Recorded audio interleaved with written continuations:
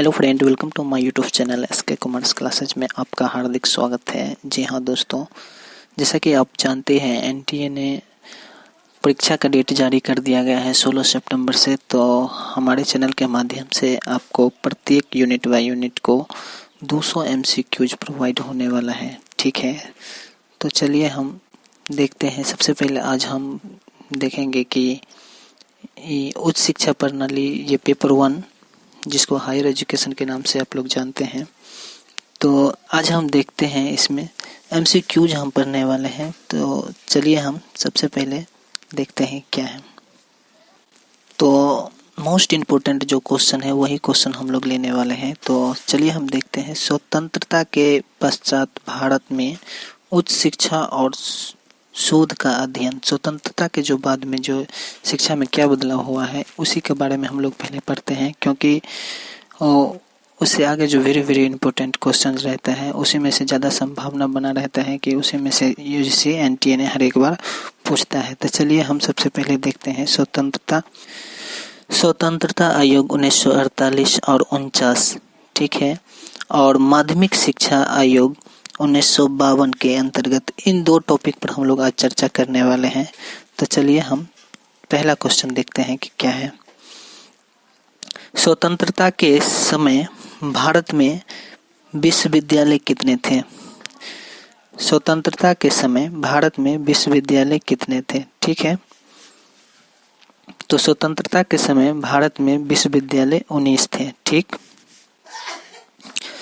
राधा कृष्ण आयोग का कार्यकाल था।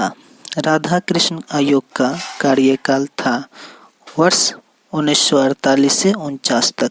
वर्ष 1948 से 49 तक। विश्वविद्यालय शिक्षा आयोग के अनुसार परीक्षा दिवस के अलावा कितने दिन पढ़ाई होनी चाहिए? तीसरा क्वेश्चन है आपका, विश्वविद्यालय शिक्षा आयोग के अनुसार परीक्षा दिवस के अलावा कितने दिन पढ़ाई होनी चाहिए। यानी विश्वविद्यालय शिक्षा आयोग के अनुसार परीक्षा दिवस के अलावा कितने दिन पढ़ाई होनी चाहिए? 180 दिन। चौथा क्वेश्चन है, निम्न में से उच्च शिक्षा के उद्देश्य नहीं है। निम्न में से उच्च शिक्षा के उद्देश्य नहीं है राधा कृष्ण आयोग के अनुसार आप बताइए। यानी कि राधा कृष्ण आयोग के अनुसार आप बताइए कि निम्न में से उच्च शिक्षा का उद्देश्य नहीं है। ठीक है, तो वो है सामान्य शिक्षा, व्यवहारिक शिक्षा और संस्कारिक शिक्षा। सामान्य शिक्षा, व्यवहारिक शिक्षा और संस्कारी शिक्षा, ये क्या है? राधा कृष्ण आयोग के अनुसार नहीं है। पांचवा क्वेश्चन है, शिक्षा को समवर्ती सूची में शामिल करने की सिफारिश की है। शिक्षा को समवर्ती सूची में शामिल करने की सिफारिश की है। किसने की है? तो वो क्या है? राधा कृष्ण आयोग। राधा कृष्ण आयोग। ठीक है। छठा प्रश्न है, यूजीसी की स्थापना कब व किस आयोग की सिफारिश पर किया गया? यूजीसी की स्थापना कब व किसके सिफारिश पर किया गया? जिसका आंसर है राधा कृष्ण आयोग 1953। राधा कृष्ण आयोग 1953। ठीक है।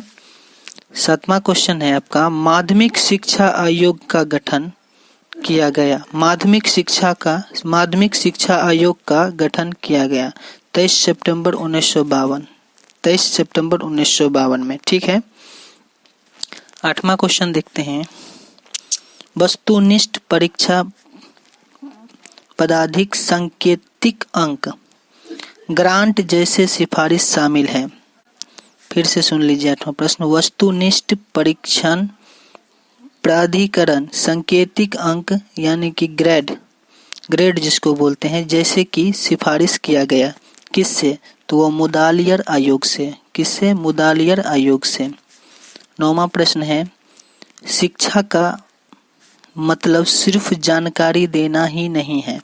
शिक्षा का मतलब सिर्फ जानकारी देना ही नहीं है, यह बात किसने कहा? यह बात किसने कहा यानी कि शिक्षा का मतलब सिर्फ जानकारी देना नहीं है। तो यह कथन किसका था? यह कथन था डॉक्टर राधाकृष्ण का, डॉक्टर राधाकृष्ण का। ठीक है, आगे चलते हैं। किसने कहा था? किसने कहा था कि शिक्षण कार्य पेशा नहीं बल्कि जीने की वास्ता है? किसने कहा था कि शिक्षण कार्य पेशा नहीं बल्कि जीने का वास्ता है? ठीक है, तो वो कहा था नरेंद्र मोदी, नरेंद्र मोदी। ठीक है, 11वां प्रश्न है, माध्यमिक मुदालियर आयोग के अनुसार उच्च व उच्चतर माध्यमिक स्तर की शिक्षा में पाठ्यक्रम में किया गया विषयों को अनिवार्य माना गया है। फिर से पढ़ लीजिए 11वां प्रश्न। माध्यमिक मुदालियर आयोग के अनुसार व उच्चतर माध्यमिक स्तर की शिक्षा में पाठ्यक्रम में किन विषयों को अनिवार्य माना गया है? तो माध्यमिक मुदालियर आयोग के अनुसार और उच्चतर माध्यमिक स्तर को शिक्षा पाठ्यक्रम में किन विषयों का आयोग बनाया गया? तो वो है सामान्य ज्ञान और गणित कला को, सामान्य ज्ञान और गणित कला को। ठीक है, 12वां क्वेश्चन, उच्च शिक्षा स्तर पर शिक्षण का मुख्य उद्देश्य है। उच्च शिक्षा स्तर पर शिक्षण का मुख्य उद्देश्य है, वो क्या है? वह है निर्णय लेने की क्षमता को विकसित करना, निर्णय लेने की क्षमता को विकसित करना। ठीक है, तो ये 12 क्वेश्चन आप लोग के, जिसमें राधाकृष्ण आयोग और माध्यमिक शिक्षा आयोग के जितने भी क्वेश्चन इम्पोर्टेंट बन चुके थे वो मैंने आप लोग को साथ डिस्कस कर लिया है। तो बने रहिए हमारे चैनल पर। आगे हम बात करेंगे आपका 1954 में, ठीक है, ग्रामीण शिक्षा की समिति के बारे में, जिसका अध्यक्ष आपको KL माली है। ठीक है, उसका उद्देश्य था कि ग्रामीण क्षेत्रों में उच्च शिक्षा का स्तर सुधारने के लिए। तो 1948 और 1952 हम लोग देख लिए हैं। ठीक है, आगे हम इसमें देखेंगे 1954 और 1964 और 1964 में हम लोग देखेंगे। ठीक है, तो बने रहिए हमारे चैनल पर। आप लोग को 16 सितंबर से पहले ही हर एक यूनिट बाय यूनिट को आपको 200 क्वेश्चन आपको प्रोवाइड करा दिया जाएगा। तो हमारे चैनल पर बने रहने के लिए आपको हमारे चैनल को सब्सक्राइब करना होगा, और सब्सक्राइब करने के बाद प्रत्येक यूनिट बाय यूनिट को हम लोग डिस्कस करेंगे और इसमें देखेंगे। तो 200 क्वेश्चन आपको हो गया। ठीक है, तो 200 क्वेश्चन हम लोग तैयार करके जाएंगे, तो चांसेज रहेगा कि आपको इसमें से निकलने के। ठीक है, तो थैंक यू वेरी मच।